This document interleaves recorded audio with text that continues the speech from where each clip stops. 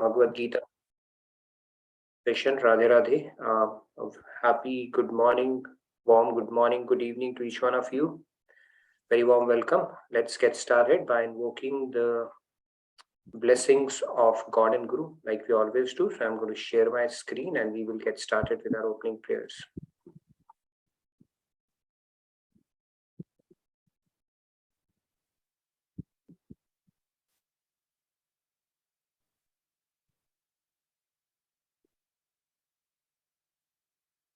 Gurur Brahma, Gurur Vishnu, Guru Devo Maheshwaraha, Guru Sakshat Parabrahma, Tasmai Shri Guruve Namaha.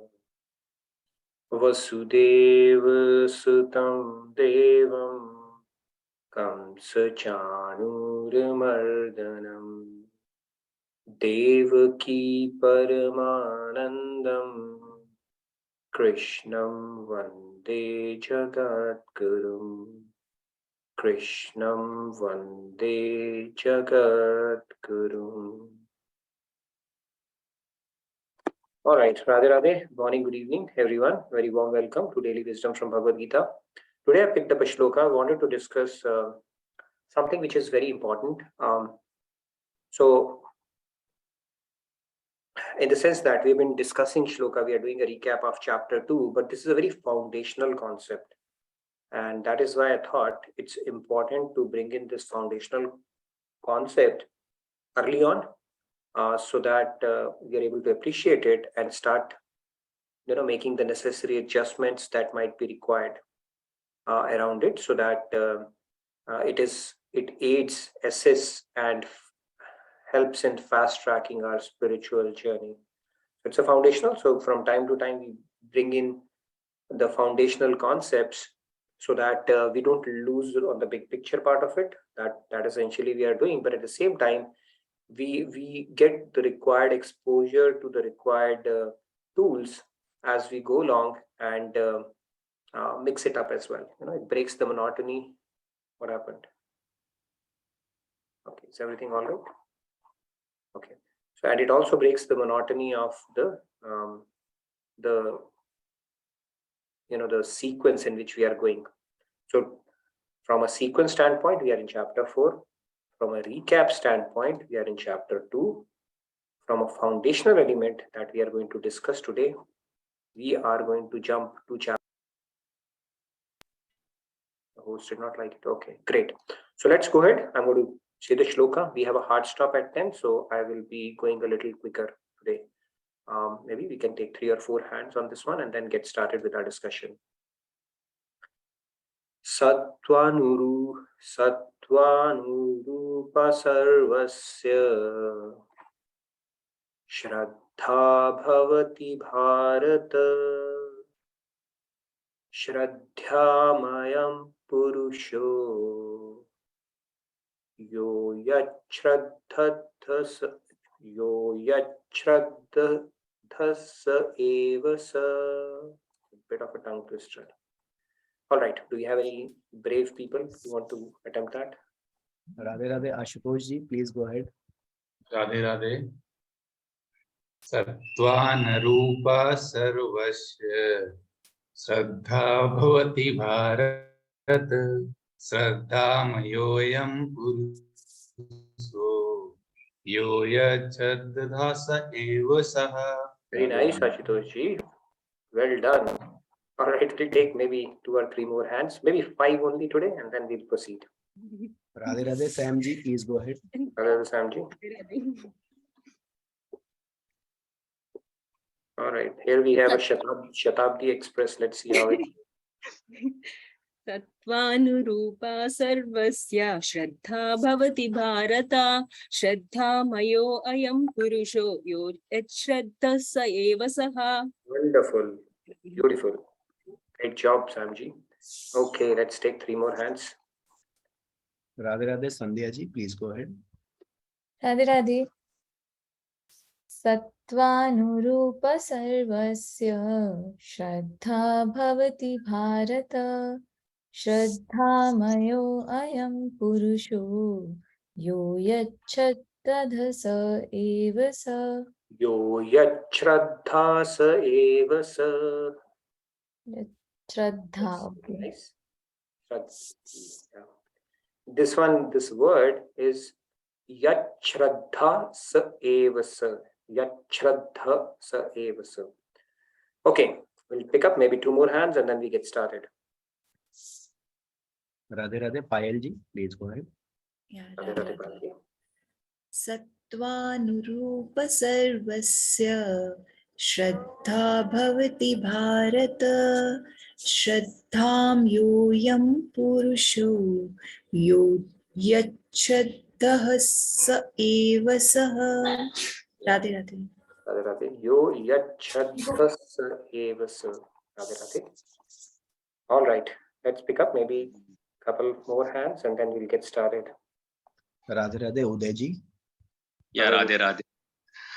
Sattva अनुरूपा सर्वस्य श्रद्धा भवति भारत श्रद्धां योऽयं पुरुषो यो यच्छ्रद्धः स एव सः. Wonderful. All right, the last one we can pick and then we will proceed. Radhe Radhe, Ashwini ji, please go ahead. Radhe Radhe everyone. Sattvanurupa sarvasya Shraddha bharati bharata Shraddha mayo oyam purusho yo yaschraddha sa eva saha. Very nice, thank you. So let's get started then. You can participate more. We have a lot of content to cover. Plus, we have a hard stop at 10 with book club coming up. So let's proceed then.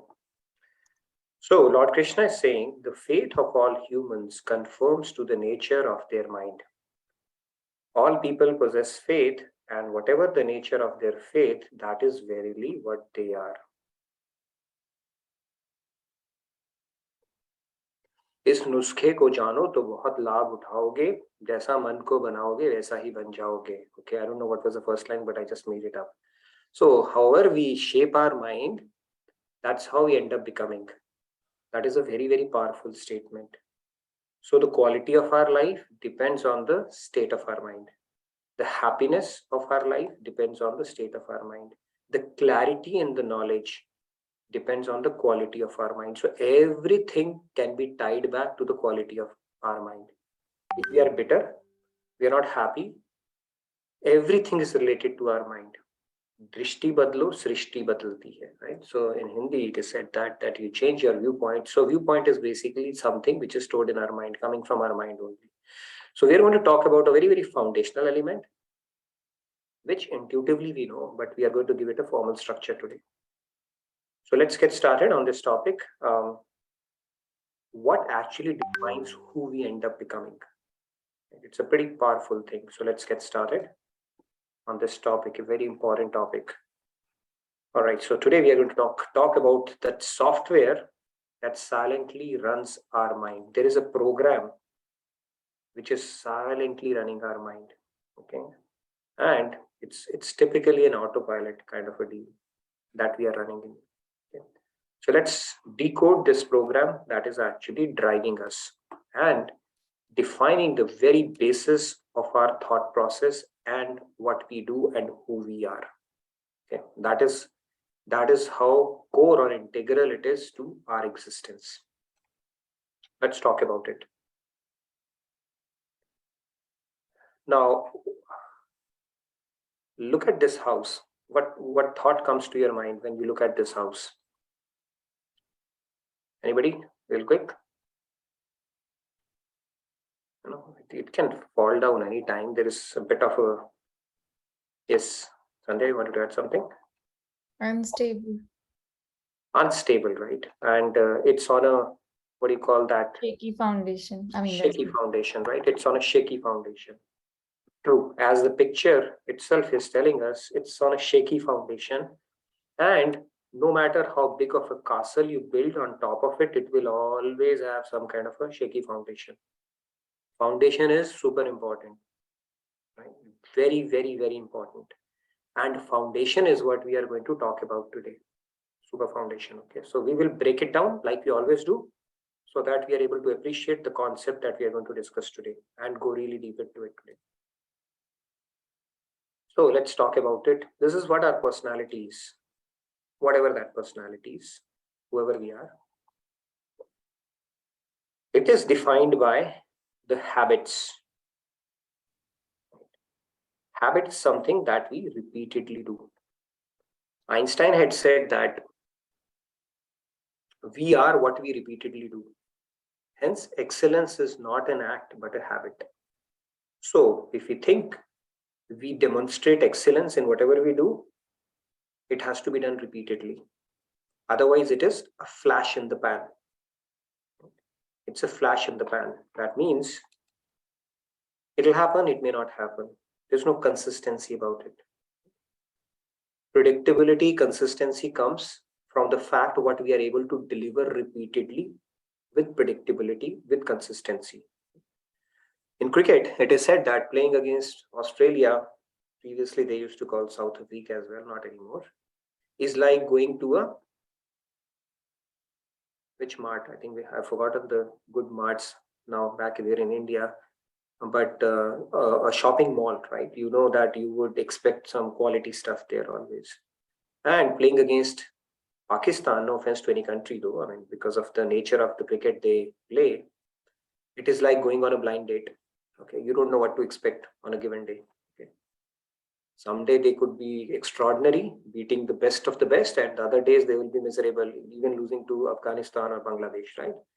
So excellence, in fact, is attributed to something that we are able to do repeatedly. That becomes our habit. And where does these habits come from? These habits, they come from the fact that what we repeatedly do, that becomes our habit. Somebody said it's very easy to give up, good habits. You don't have to put in a lot of effort for that because it's difficult to make good habits to begin with, right? So habit is something that we repeatedly do. And furthermore, where are those repeatedly do things stemming from? From your value system. What do you value in life? This is important. That is why I would like to repeatedly do it. My health is important, so I will do exercise regularly.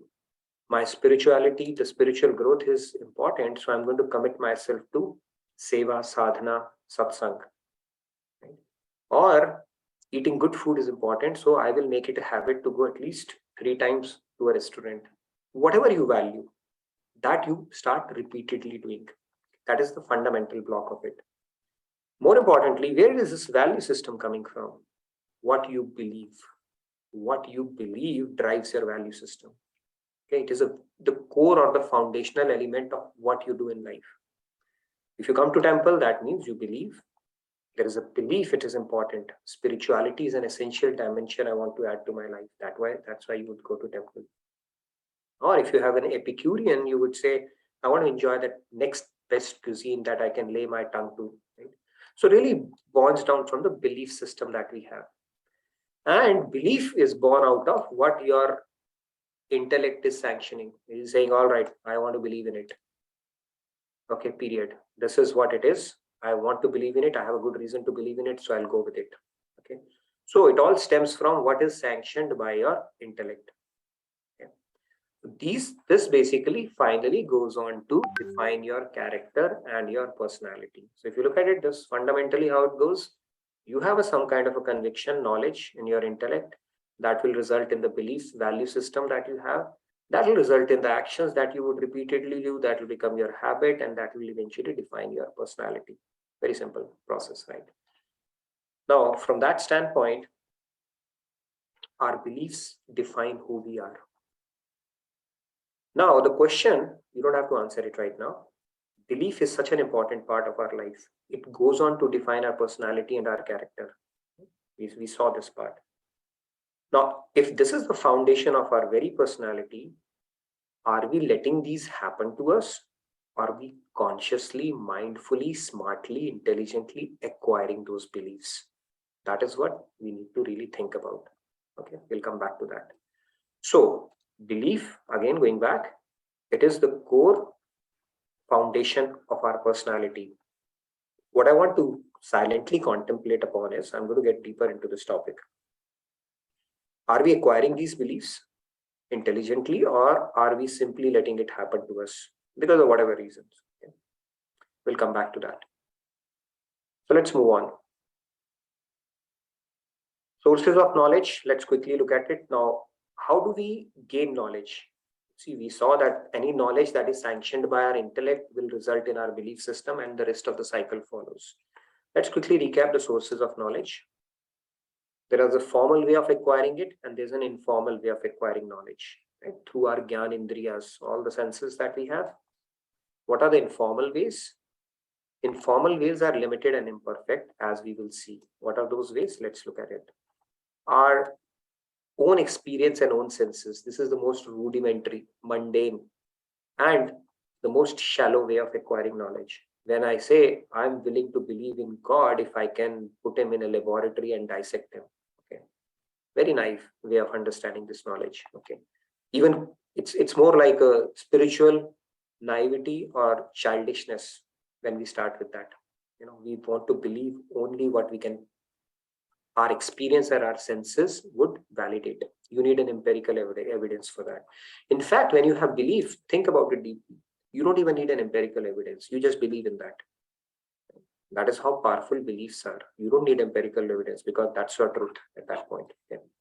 The other way of informal knowledge is knowledge happening to us. It is happening to us all the times. How is it happening to us? Elders, you know, every family has one wise uncle or a wise aunt or a wise neighbor who will come and give their dope, and everybody would listen to them, right? That's one way.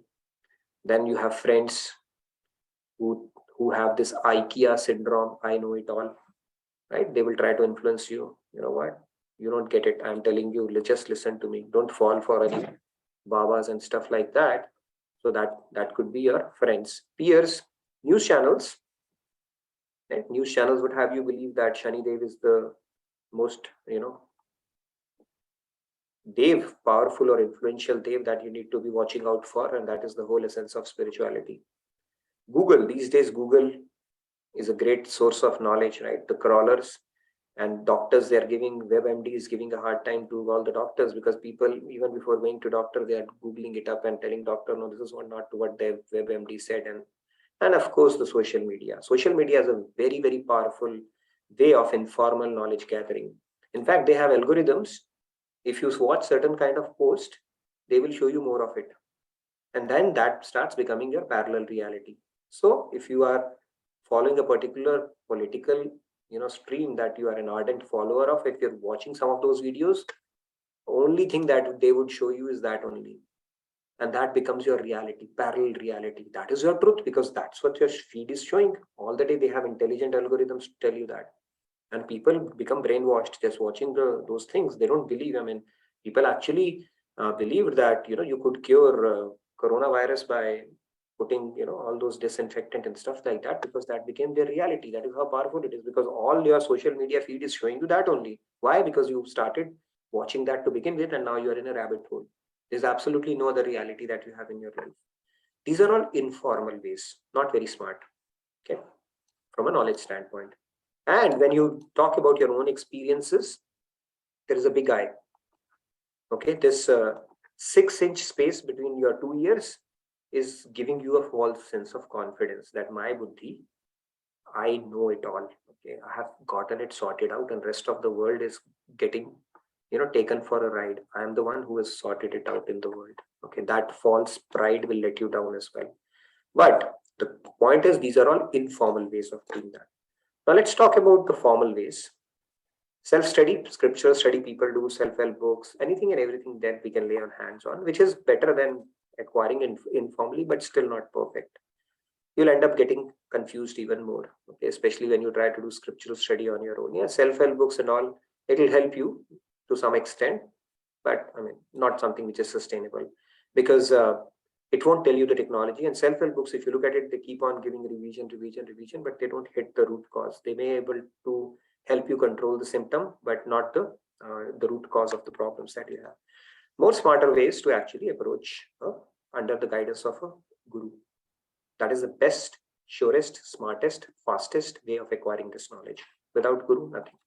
So these are the sources of knowledge I've spoken about quickly. Now, talking about our beliefs now, right? Most of our lives, we are acquiring it informally only. We are just letting it happen to us. Okay? And when we let it happen to us, then some people believe that men are from Mars, women are from Venus. Some people believe that this world is a bad place to live in. It is Kali Yuga and it is going to end now. Some people will believe that no, this world is not so bad. Actually, it's a situation, circumstances that can make people act bad at times. It's all our belief system.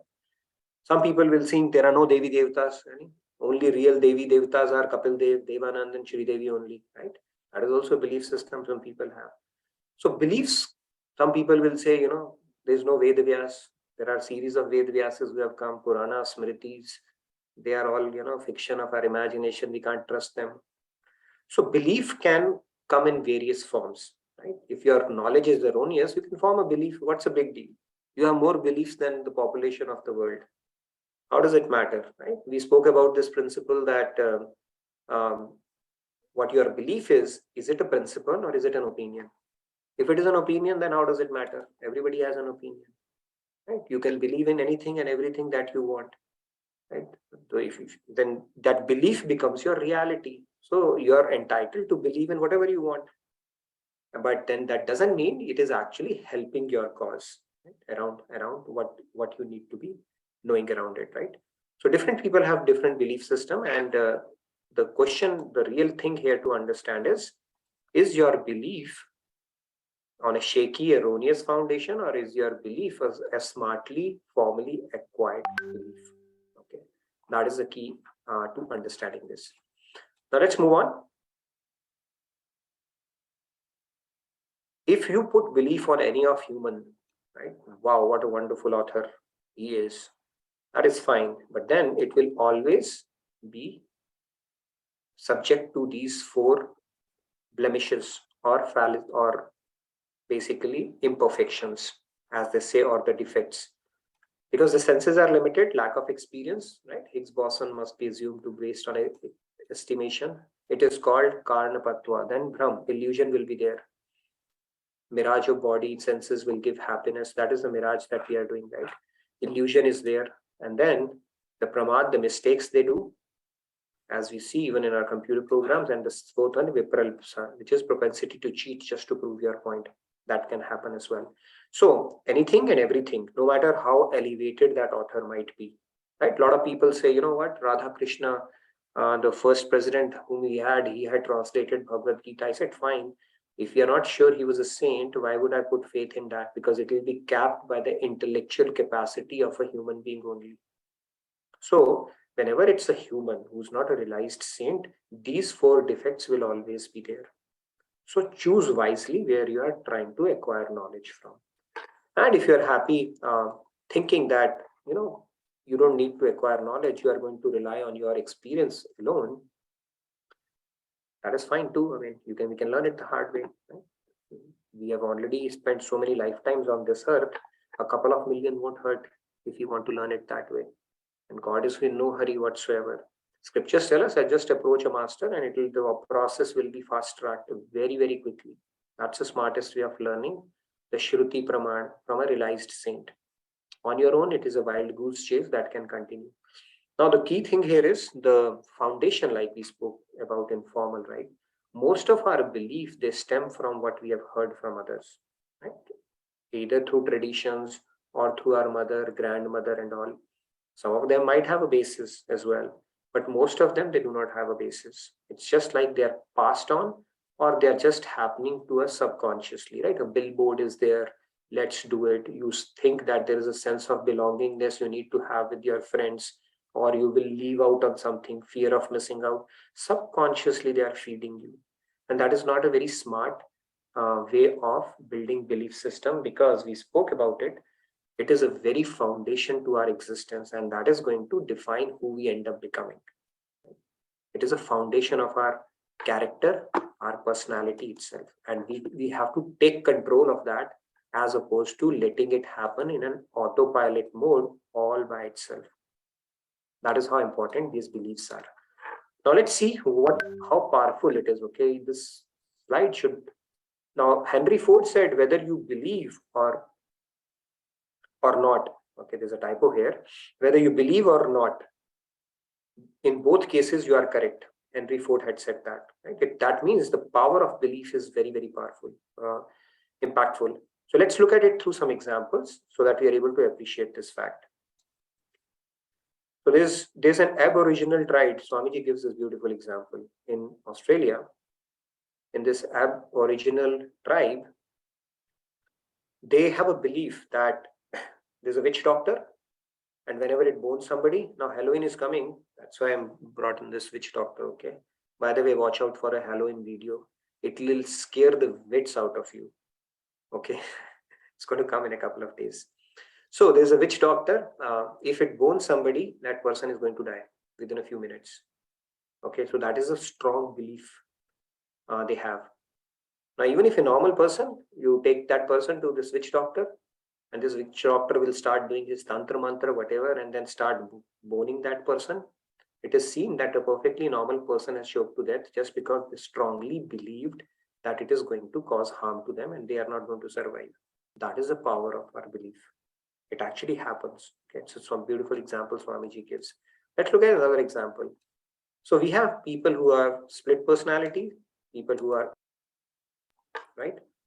So if somebody is a schizophrenic, I think there was a case study about a guy who had two personalities. And in one of the personalities, just to understand this whole, concept, how powerful belief systems can be. He was diabetic. So when he was in that role, in that particular personality, his sugar levels would shoot up. He would actually go as a diabetic person. And in the other split personality, although the same person, because now he believes is perfectly normal, he was not a diabetic anymore. So there is a strong correlation between our mind and our physiology as well. In fact, in Ramayana, when Ram Bhagwan, he asked, what is the root cause of Vyadhi? He asked this question to Vashisht. Ram Bhagwan also does Leela, right? As if he doesn't know that. He keeps on asking questions. He asked it to Valmiki as well. So then Vashisht says, the Vyadhi or the disease, it starts from here, mind. So every disease that we have, it all starts from mind. So it's very important to nurture it and tend to it and take care of it. Don't let random thoughts come to your mind or energize those thoughts, because if we eat junk food, we know what happens to our body. If we eat junk thoughts, it will come out in form of diseases. There is a correlation in John Hopkins John Hopkins College, it has been established between people when they are bitter, their arthritis shoots up. And people who are bitter, who carry a lot of resentment for extended period of times, they are more prone to arthritis. So next time you start becoming bitter, tell no, I'm not going to harm myself. There is a relationship between what we think and how our physiology reacts to it. Okay. Now again, it's the power of belief which is making a person diabetes or not. That is how powerful our beliefs are. People, when they believe in something, they will go to any extent to support that. Some people believe that the whole purpose of spirituality is to satiate Shani Dev, right, or Rahu Ketu. That's where they spend their entire life. So beliefs are very powerful. They shape the trajectory of life itself. Okay. Let's move on. Other day we saw the example of grandpa also, right? Grandpa whose belief system was that saving $150 is more than saving, the life of grandma. So he did not squeal at all, even though she was falling from the plane. His belief system was, $150 is more important. Grandma is anyway old, right? So let her go. So again, it is a belief system that you have acquired over a period of time because of conscious thinking, repeated thinking over a particular concept. Okay? So this all happens because of our belief system only, what you value really, because that will dictate your value system, that will dictate your actions, that will dictate your habits, and that will dictate the personality you would end up having. Excellence is the same thing, right? Einstein had said what we repeatedly do, it's not an act, it's a habit. Now, on the other side, Let's look at Prahlad, his belief system. No matter what happened, he was thrown down the hill, put under the elephant's foot, thrown to snakes. He was made to sit in fire with Holika. But his belief system was strong that, God is protecting me. He believed it. We also know it, but, our shake is a little here. Nothing happened to him. And Mirabai, she drank a cup of poison. Nothing happened to her because she thought it is a Charnamrit, it's a prasad of Krishna. It's nothing going to happen. So she drank poison and still nothing happened. Belief, that is also a belief. The other day we were talking about how many of us believe in God, and I think most of us raised hand. If we truly believe in God, we would have realized him. That is how powerful it is. Okay, belief system is. Now Swamiji uses, this is another analogy for that. The galvanization, it's a chemistry term. It's like process of coating steel or iron with zinc. So it forms a layer and protects it. Similarly, the belief system that we have, it galvanizes each cell of our body. Galvanizes each cell either to our benefit or to our detriment. Because this lens and conviction that you build because of your belief system, it does not require any empirical evidence. You just proceed with it. Why did Swamiji take sannyas and devoted his life to Maharajji and has been preaching for the last 40 years? Because he believed in this knowledge. He had absolute belief that human life is a golden opportunity. Becoming a human, getting a guru, understanding this knowledge and taking step closer to God realization is the purpose of life. So that was his belief that led it to him. If our belief system is that we have to, protect our identity and do some, pick up a mission in life, that will dictate the choices that we make and actions that we do. So belief is super powerful. Now, if that belief has come from an authority, which has told you that is your purpose of life, good enough.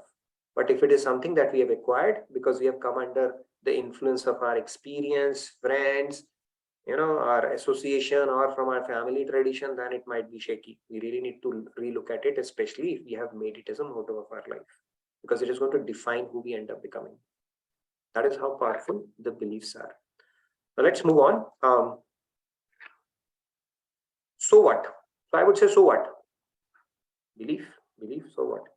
Okay, so that will result in your value, action, personality. Now let's look at some of the belief system, right? What it can translate to. People have belief system that process, for success and happiness is life is money, power, or fame. So whole life is devoted to these pursuits only. Some people have that it is to eat sumptuous food, or that they will keep on finding newer and newer restaurants. Some people will say yardstick to happiness in life is to live life to the fullest. Yesterday we were talking about this concept. Life is an ice cream, enjoy it before it melts. Today I heard another example, funny example. In fact, life is like a golgappa. Okay, pani puri. Okay, your stomach might be satiated, but your man will not be. Okay, keep eating it, keep eating it. That's what we are essentially doing in this life, right? Coming back as humans, because it's like golgappa, right? I mean, we know there's no happiness, but you still crave for more. So these are all belief systems, right? Some people think that, okay, I'm going to just retire. This is a fad. If you ask somebody, what do you want to, I want to retire. What are you going to do when you retire? Then they don't have I'm just going to chill, relax. It will become a devil's workshop at that point, right? If you don't have a reasonable agenda or motto in life. So these are all born out of, some people have this, right? Work hard and party hard and then looking good. Some people, their whole life is about vanity. Instagram is making it much more easier now. Then yardstick for happiness is, just have a simple life. Settle down, get married, raise kids, have a normal family life, and that's about it is, right? There's nothing else to life about. A lot of people feel it that way. And then it puts a lot of pressure on them. Hey, by this and this stage, I should be married, or I should have had a job, or I should have had a kid, or I should have been doing this because my friends are doing it. They're all belief systems. And these days, and some people, they keep on saving. They just keep on saving so that they can pass it on to their next generation. Right? Most of us die with 90% of our wealth getting passed on to the next generation. Right? They just have a tendency to save, and that mindset becomes motto of their life. And yardstick for happiness is life is to have travel experiences. This is a new one which is coming up. Experiences. Okay. I don't know what experiences, but that also is a belief system. So anyways, so basically the point is, whatever you subscribe to through informal knowledge acquisition, it is going to tie you up in knots. Your mind will get tied up in knots, and that becomes a motto of your life. All of this is informal. None of our scripture is saying what you are doing is really cool because you have come as a human. Any of this thing that you have subscribed to, your life is successful? Of course not. It's a grand failure in eyes of God, because you might move the needle a little bit with regards to learning some of the lessons that you are required to learn, but for most part it is indulgence, nothing else. Your sense indulgence, ego indulgence, nothing beyond that. Now, this is a very powerful quotation from Swamiji. When your beliefs are sound, productive, uplifting, and in alignment with divine knowledge, your life will be auspicious. Okay? So that is why it's very important to acquire beliefs which are sound, productive, uplifting, and in alignment with divine knowledge. Otherwise, there is no dearth of making beliefs. Right? Some people will just trying new cuisines, eating their belief system. So they are all fine. I mean, you are just catering to your senses, but really not moving the needle when it comes to progressing spiritually. Now, belief system, there are few more quotations. Trajectory of our life is determined by the beliefs we hold in our intellect. Nothing can ruin us in life more than our incorrect beliefs. They can actually ruin our lives if our system has incorrect beliefs. Not only this life, but the future lives as well. It can ruin it. And we think we walk by sight, but factually the course of our life gets determined by our beliefs. We don't walk by sight. Very powerful statement. And what we put in here, it's important. But what we put in here is much, much more important. So acquire beliefs smartly and not let it happen to you is the key takeaway from today's session. I'll open it up for discussion, but before that, I wanted to quickly, I'm going to stop share and again share. I wanted to share something with you and express gratitude around one thing I would like to share is, so as you know, a few months back, we started off with a drive for Swamiji because he's building a university. And I wanted to express gratitude to this group, okay, for coming forward and really helping this. So if you look at it, we are able to raise, Swamiji had kept a target of 1 million, now it is 1.3 million. And the good news is it will get doubled on Diwali. Okay, we have an Unban Foundation who's going to match each dollar for dollar. So we were able to raise, it's a pebble in the whole ocean, but whatever significant. But the key thing here is I would like to really thank each one of you, because if you look at it, our Daily Wisdom team, it has highest number of donors in this drive. 84 donors have come forward, which is pretty significant, I would say, okay, from the Dallas team. And even the whole drive, I would say it is one of the topmost teams from a donor, number of donors standpoint, which is pretty significant, I would say. Now, from a donation standpoint, nothing is big or small. It is just like putting in pebbles like squirrels did when Ram Bhagwan was building the bridge. And the donation have flown in from 500 rupees to 50,000 rupees to $3,000. Okay. And the funniest part was somebody was such a nishkam person in our group. I don't know who it is. You can probably, if you feel like, you can message me in private. If you don't feel like, I'll understand. That is the height of nishkamta. Somebody, what he did, one day I woke up and I saw, some significant amount has come in this drive. Somebody had put in $3,000. And I don't know, was it fun or pun intended? They put in my name. I said, no, what happened? Did my account got hijacked or something? They put 3,000 and they put my name on it. Okay. It was not me. So by the way, so whoever did it, thank you for that. That is height of nishkamta. But the bottom line is this group, this family has really opened up their hearts for this drive. And if I look at the donation aspect of it, I started small. I thought, okay, raising it, we'll see how far we can go. So I kept on revising the target, 3,000, then 5,000, then 11,000. But in the end, it is 15,000, which is a pretty hopping amount. And some of our relatives in India, because how technically it goes for them, they donated directly, did not reflect here, but actually we were more closer to like 20 or so. They they put in, which eventually goes to JQ, but they did not know they can go against a team and it will count against that. So the point here is really thank you to each one of you. It means a lot, and in our small ways we have helped Swamiji's mission, and it's a good way to giving it back to Swamiji for the tireless efforts that he does for us. So I wanted to really thank you, each one of you, for that. On Diwali dinner that we're going to have tomorrow, this amount will get matched, and encourage all of you to participate online if you cannot make it in person. It's going to be a really nice fundraising event. So just wanted to take out a moment to express my gratitude for that. So thank you, everybody, and thank you the Daily Wisdom from Bhagavad Gita family for coming forward and helping for this noble cause. All right, so with that, let's open it up for the discussion for the topic that we have discussed. We have time, good amount of time. Radhe Radhe Sam ji. Radhe Radhe Sam ji. Radhe Radhe Nitin ji. You were saying that our physical health also depends on what we believe, right? That means we have so many patients with chronic illnesses all around. So if they believe that they don't have diabetes, or even if they had like fracture accident in the past and they cripple, will they be able to walk properly, and will they be able to live a healthy life without with all the medications?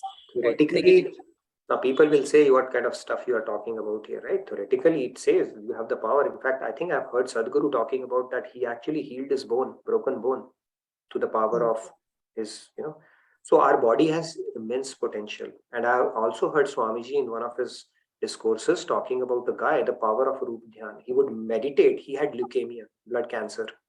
And he would meditate that, his body is producing a lot of thrombocytes, it calls it, the white blood cells, right, which fight that, and they are destroying all the bad cells. And he used to meditate on that time and again, and he actually started curing himself. And I think he did that. I am going to check out with Swamiji once again. It's a very powerful example. So we have tremendous potential. To what extent it can go, it is only a speculative matter at this point. But the point is, you have the ability. We have not tapped into or harnessed into that as yet, right? And it all starts with our mind. So if we have bitterness, your arthritis, can worsen, and those kind of things that we have started getting empirical evidence towards as well. Like I told about the Johns Hopkins University experiment. So okay, we have a lot of Thank power you. here, basically. Now, if I'm able to do that for something, then I can tell you, practically, I don't know, but theoretically, at least that's what our scriptures tell us. And I've heard some interesting examples around that as well. That much I Okay. can tell. Think of it, Samji, people who are yogis in advanced stages, they can actually think at the time of their death how they want to leave their body with chakra or stuff like that, right? That level they have. Otherwise, normal people like us, we first become unconscious and then we die because it's a painful experience. They are able to think clearly even at that time. That means that much power our mind has. If you truly, perform the yogic practices or Rupa Dhyan, and those stages are there where you can actually go beyond your body as well. So those powers are there. Maybe once you experience it, after Halloween, you can let us know. Yes, Sandhya. Radhe Radhe. Just to add to this, even Swamiji had said that he himself had a back injury, to which doctors had said that, like medically they can't think of like he could recover out of it. But then with yoga daily, he actually came out of it pretty quickly. And that again, like having that mental strength and determination, that was a very powerful thing. Yeah, he told me exactly that. Doctor told him that from now on, you will never be able to bend for the rest of your life. And then he said, all right, let's see how that goes. And by yoga, he was able to cure himself. Right? And we know how flexible he is. He can give you a run for your money if you decide to jog with him. Right? Absolutely. Yeah. And there was one question that I had. So this is based upon what I keep hearing from my friends. So, one of the points that you have in your last slide is that wrong beliefs can lead to something really bad as well. So, I mean, of course, the power of good beliefs is there, but there is equally strong power of the wrong beliefs as well. So that leads to many people becoming fearful of having beliefs, right? In general, they are like, we will just go by our experiential reality. What we experience is what we will go with. We will not really form any belief system. So I just wanted to hear your. No, but then it's like somebody refuses to think deeply, they can say that. If they are going by their experiences, they also have belief in their senses. They also have a belief in their intellect, right? And they have a belief that whatever I see is the absolute reality. So they are also putting a faith. They are also building a belief. I tell, right? Even in physics, if you put your finger in water, the law of refraction would make it seem bent. Now they will say, I believe my finger is bent. They have to understand the higher laws to understand where they should repose their belief. Now there are only two sides. Either you put belief in what your mind, senses, and intellect tell you, or you put belief in what our scriptures, saints, and our guru saying. Three people. If these three are saying something, that is a good enough reason for you to believe in it. And secondly, just like science, why don't you experiment with some of those things? Belief system. The world is not running away anywhere. You can come back to your old belief system. That is a default setting you already have. Nobody is snatching it away from you. Why don't you experiment with a new belief system and see where it takes you, right? You can experiment. I mean, a couple of months doesn't hurt. Okay, let me try with align with this principle and see if it started making any difference or not. But they're not willing to experiment, and they are like a hedgehog who are stuck, right? And the trees which are get uprooted when a storm comes are the ones which are, erect. They are not flexible. And the trees which are flexible, they are able to navigate through even the biggest of storms around. So nobody is without belief, basically. They will not acknowledge, but they just have to take another step to think deeper. They are also not without the belief. They are believing their 6-inch space between their ears or 2-inch worth of their intellect. Okay. Smarter way, trust the intellect of guru, saints, scriptures. All three are in unison, good enough. And then experiment and feel it for yourself. See, they put belief in their teacher. They never fought with their teacher and said, why are you writing it as knife? Why not knife? Okay. Who told you it is A when it is written like this and not Z? Why did they believe? So they have been putting belief and trust in somebody. But in this matter, they put belief here. That's it. That is the problem. Selective conditioning because of whatever reason. Yes, Shriramya? Radhe Radhe, am I audible? Yes. Okay. Okay. So I wanted to know is why do the belief systems keep fluctuating? Like sometimes we have the right beliefs and over a period of time it starts fading away. But again, suddenly we realize and the beliefs get reinstalled or something. But is it like common that the belief systems are also affected by the modes or they are these constant rather? That's my question. Or what can we do to make these belief systems constant or so that they don't fade out? That 3-step process that Swamiji talks about, Shravan, first we hear about something, Manan, Chintan, the contemplation around it, deep contemplation about that concept, and Nididhyasan, where once you're intellectually convinced, then your belief system will not get shaken up. It only gets shaken up when your conviction is not strong, where your intellect or Nididhyasan aspect has not happened yet. You're like, maybe, maybe not. Some other friend comes up and installs something and your belief system starts moving around. It happens only when you have not sufficiently contemplated upon it and decided. Till that stage, it can happen. Once it becomes your conviction, it cannot. Now, if you go to Swamiji and say, hey, you know what, Swamiji, I don't think God exists. You think it will shake his belief system? Right? There is a belief system. People think I'm God, you are God, we all are God. Somebody says there's no God. So there are too many belief systems. But it gets shaken up only if it is not firmly installed in your intellect as a firm conviction. You have not decided it as yet. So that nididhyasana aspect is missing because we have not done deeper contemplation as yet on it. Once you have done that, nobody can do that. Then that's when your conviction will start coming in your words and your actions. You just believe it. It is the truth. Nobody can shake you out of it in that point. So we have to reach that stage, especially if you have to progress really faster on this path. Otherwise, it will be like wishy-washy, dilly-dallying, around everything. So we have to get past that stage quickly. Today I believe, tomorrow I don't believe, right? So our sanskars will play as well, but then your belief should not be like, it just keeps on changing throughout your life.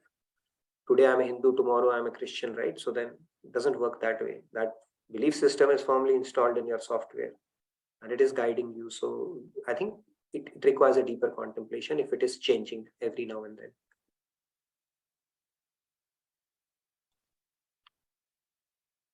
Hope that was helpful, Shri Ramya. Yes. All right. Okay, we can take 3 more hands. We have time. Before Yes, we take Rahulji. hands, can I make some announcements, Nitinji? You can make some announcements, yes. So the first one and the most important announcement is the Diwali dinner with Swamiji, which will be happening on October 29th, tomorrow at 6 p.m. Central Time.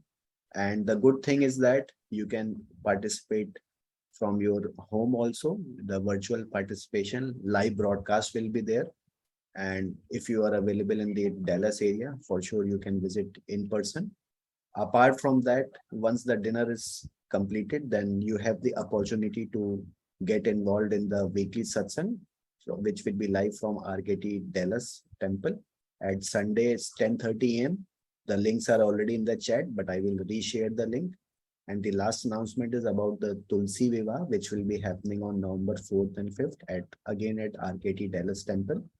The links are already in the chat, and do visit the website of RKT and JKU for other upcoming events. So I think that is what we have for the announcements. Thank If you, you want Rahul. to add something, Nitinji, you can add. Yeah, look forward to meeting you in person, whoever is in Dallas. So there are a lot of people I'll be meeting in person. So it'll be nice, catching up with all of you. And this Tulsi Viva is going to be very nice because, in very few marriages, you get a chance to pick a party, whichever party you want to go with, right? The boys' side or the girls' side. So you can choose that. And you have more flexibility because you can switch sides also. Okay, if you go there, you can change parties there as well. And the third thing is, regardless of which party you are in, you're going to get food.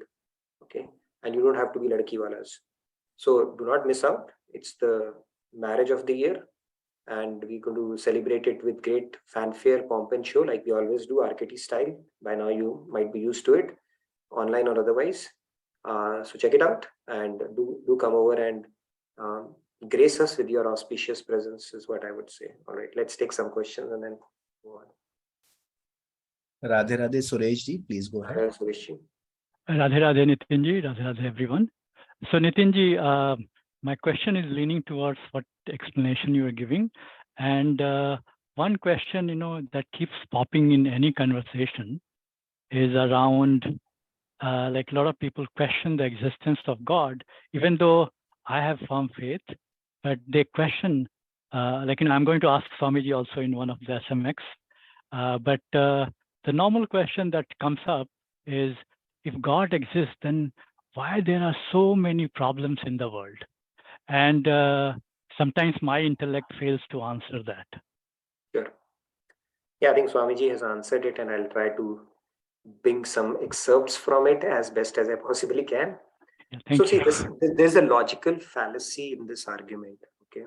In the sense that it's like Suresh ji goes out in the market and he sees a lot of people who have beards and long hair, okay? They have beards and long hair. And then Suresh ji comes back and tells his friend, you know what? This city and this country has no barbers at all. So it's the same logical fallacy in this argument. If there is misery in this world, there is no God. Those people who have long beard and long hair have chosen not to go to the barber.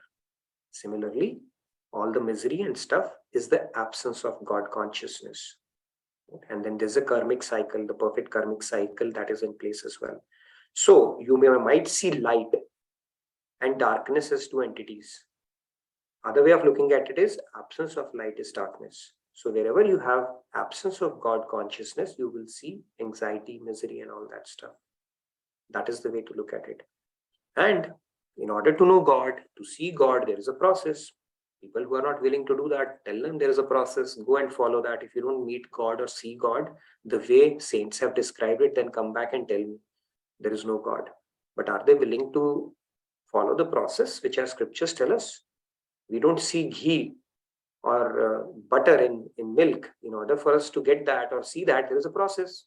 You make yogurt, you churn it, then you boil it, you get it, you see it. But without following the process, if somebody tries to negate that, again, there is a logical fallacy there. So there are multiple ways to counter that. Swamiji has given enough examples around that. But these are some of the ways we touched upon that. So that's how it goes. Yeah, thank you, Nitinji. Yeah, that helps to frame the answer. Okay. Thank you so much. Yeah. No worries. All right, Pallaviji. Pallaviji, are you going to sing? We have 4 minutes. If you ask a question, you'll have to sing as well. Okay? Let's make it. No, I'm just kidding. Go ahead. Are you so excellent session going on, excellent discussion, Nitinji. I quickly wanted to mention that the belief system, definitely with my experience, I believe that it can be rebuilt. I think that my many thought process was not correct at some point of time.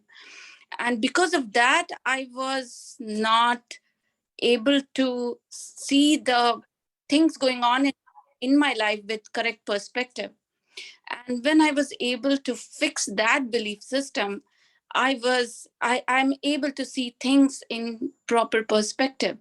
So definitely with the power of knowledge, with the power of divine knowledge, and with Swamiji's grace, I think, and Swamiji's knowledge, I think, I was able to fix those things which I believe was definitely has helped me in the long way. And similarly, it is also true, Nitinji, that belief systems get shaken. Why? Because it is not based on the correct foundation. I think most of those belief systems which has gotten shaken because it was not correct.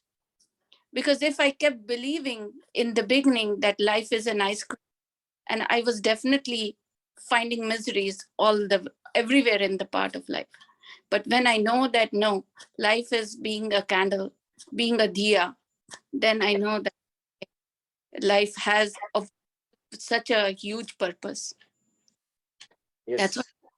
Beautiful reflections, Pallaviji. See, the very admittance that you thought your belief system was incorrect is a great thing, right? How many of us actually get an opportunity to have that eureka moment? You know what? I had it all wrong. And then how many of us actually get an opportunity to come in contact with pure bona fide knowledge, like Maharaj and Swamiji? So it's like hitting a spiritual jackpot. And when we hit that, we should just make the most of it and feel that we are the most blessed souls on this planet. Absolutely. But a lot of people, they're still touching the water, even though they have that knowledge, they have that exposure, but they're not able to dig deep into that. So that is another grace. If we are actually able to, go deeper and start implementing it in our life and being able to appreciate that is even better than that. So with that, I think we can count on all our graces and feel really good about it. That our belief system is actually on a path that is going to be uplifting for us. And with that said, I thought it's about time you guys can stay back for the book club session. Have a happy Halloween, and we look forward to seeing you next week. And do watch out for Halloween special. Okay, like I said, we are going to scare the wits out of you in a few days. So we'll look forward. No, I'm just kidding. Have a wonderful rest of your weekend. I look forward to seeing you all next week. Stay safe, stay blessed, have a wonderful day, and thank you so much for your enthusiastic participation. Thank you. Radhe Radhe. Over to you, Sunil Bhai and Ajay Bhai. Thank you, Nitin. What a session.